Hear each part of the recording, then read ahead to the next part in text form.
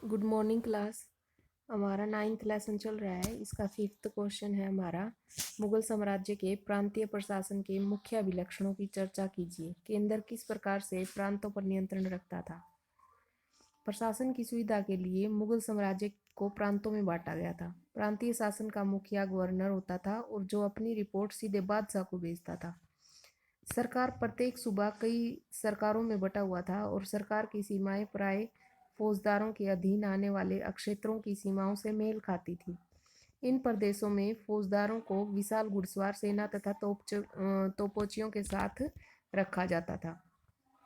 परगन्ने परगन्ना उपजिला जो होता था वो स्तर पर उपजिला स्तर पर स्थानीय प्रशासन की देखरेख 3 अर्ध वंशानुगत अधिकारियों द्वारा की जाती थी। जो परगन्ना होता था उसकी, और ये अधिकारी थे कानूनगो यानी कि राजस्व आलेख रखने वाला, जिसको हम जैसे पटवारी बोल देते हैं। चौधरी जो राजस्व को संग्रह करता था, कर इकट्ठा करता था, और काजी होते थे। शासन के प्रत्येक विभाग के पास लिपिक, जिसको लिपिक, लेखाकार, लेखा परीक्षक, संदेश वाहक, जिस ये क्लर्क के अलग अलग पद जैसे आजकल हैं वही थे। संदेश वाहक तथा अन्य कर्मचारियों का एक बड़ा सहायक समूह होता था। ये मानकीकृत नियमों और प्रक्रियाओं के अनुसार अपने अपने कार्य करते थे तथा बड़ी संख्या में लिखित आदेश तथा वृत्तांत तैयार करते थे। सभी प्रशासनिक इकाइयों में फारसी को शासन की भाषा बना दिया गया था कि भाई हर कार्य जो प्रशासनिक कार्य होगा वो फारसी भाषा में होगा, परंतु ग्राम लेखकों के लिए स्थानीय भाषाओं का प्रयोग ही किया जाता था। मुगल इतिहासकारों के अनुसार बादशाह और उसका दरबार ग्राम स्तर तक के समस्त प्रशासनिक तंत्र को नियंत्रित करता था, परंतु इस प्रक्रिया को तनाव मुक्त रहना असंभव था, क्योंकि इतने बड़े स्तर पर जैसे किसी चीज़ को हम करते हैं तो उसमें तनाव तो होता ही है। स्थानीय जमींदारों तथा साम्राज्य के अधिकारियों के बीच प्राय संसाधनों और सत्ता के बंटवारे को लेकर संघर्ष होते रहते थे, जमींदारों और साम्राज्य के अधिकारियों में। इन संघर्षों में जमींदार प्राय राज्य के विरुद्ध किसानों का समर्थन करने में सफल हो जाते थे।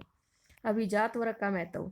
अभिजात वर्ग मुगल दरबार का एक महत्वपूर्ण स्तंभ था। यह मुगल राज्य के अधिकारियों का भी दल इतना बड़ा न हो कि वह अधिकारियों का दल था, और अभिजात वर्ग में भारतीय विभिन्न नर जातीय तथा धार्मिक समूह में होती थी।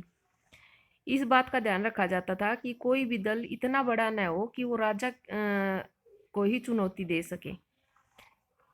मुगलों के अधिकारी वर्ग को फूलों के गुलदस्ते के रूप में वर्णित किया जाता था, जो अपनी वफादारी द्वारा बादशाह से बंधे हुए थे। साम्राज्य निर्माण के आरंभिक वर्षों से ही तुरानी और ईरानी अभिजात अकबर की शाही सेवा में उपस्थित थे। कौन कौन थे? तुरानी और ईरानी। इनमें कुछ हुमायूं के साथ भारत आए और जबकि कुछ बाद में मुगल दरबार में आए। सभी सरकारी अधिकारियों के दर्जे और पद 2 तरह के संख्या आधारित पद होते थे, जात और सवार। जात मनसबदार के पद और वेतन का सूचक था जात, जबकि सवार यह सूचित करता था कि मनसबदार को अपनी सेना में कितने घुड़सवार रखने होंगे।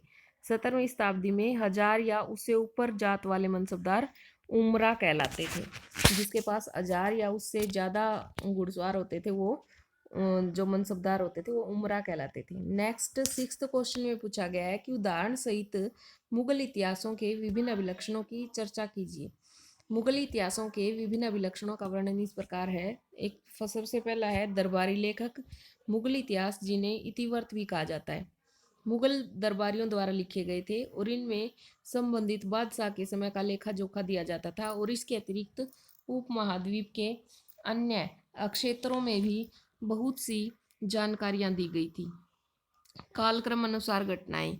मुगल इतिहासों में दी गई घटनाएं कालक्रम अनुसार होती थी, यानी कि समय के अनुसार, कि भाई उससे पहले जैसे क्रम में लगा दी जाती थी कि पहले उस साल की, फिर उसकी टाइम के अनुसार।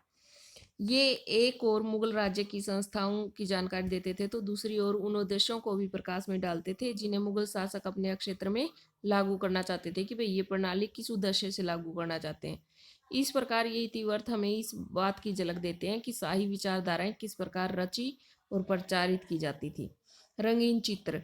मुगल इतिहास रंगीन चित्रों से सुसज्जित थे। जिनमें से कई कलाकारों की कल्पना पर आधारित थे। ये चित्र मुगल दरबार तथा परिवार के विभिन्न पहलुओं की झांकी प्रस्तुत करते हैं। दरबार तथा बादशाह के इतिहास में समानता। अकबर, शाहजहां और आलमगीर। औरंगजेब के शासनकाल पर आधारित इतिवृत्तों के शीर्षक अकबरनामा, शाहजहांनामा, आलमगीर यह संकेत देते हैं कि इन लेखकों की दृष्टि में साम्राज्य एवं दरबार का इतिहास और बादशाह का इतिहास एक ही था। जो भाषा है अगला टॉपिक हमारा इसमें पॉइंट, भाषा अकबरनामा जैसे मुगल इतिहास फारसी में लिखे जाते थे, जबकि बाबर के जो संस्मरण बाबरनामा के नाम से प्रसिद्ध हैं उनको तुर्की से फारसी में अनुवाद किया गया था। पहले वो तुर्की में लिखे गए थे, फिर फारसी में उनका अनुवाद किया गया था। 6 पॉइंट है मुगल इतिहास के महत्वपूर्ण स्रोत। मुगल शासकों द्वारा तैयार करवाए गए इतिवृत्त साम्राज्य और उसके दरबार के महत्वपूर्ण स्रोत हैं। ये इतिवृत्त मुगल साम्राज्य के अंतर्गत आने वाले सभी लोगों के सामने मुगल राज्य का एक प्रबुद्ध राज्य के रूप में चित्रण करने के उद्देश्य से लिखे गए थे, और इनका उद्देश्य मुगल शासन का विरोध करने वाले लोगों को यह बताना था कि उनके सभी विरोधों का असफल होना निश्चित है। शासक यह भी सुनिश्चित कर लेना चाहता था कि वे भावी पीढ़ियों के लिए भी उनके शासन का विवरण उपलब्ध रहे, ताकि वो उनकी जो प्रसिद्धि है उसके बारे में जान सकें। तो यही आप नेक्स्ट क्वेश्चन में पूछा गया है कि शासक और इतिवृत्त मुगल दरबार नामक अध्याय में दी गई दृश्य सामग्री किस हद तक अबुल फजल द्वारा किए गए तस्वीर के वर्णन से मेल खाती है। इस अध्याय में दी गई दृश्य सामग्री मुख्य रूप से रंगीन चित्र हैं। बुलंद दरवाजा जैसे कुछ भवनों को भी दर्शाया गया है इसमें।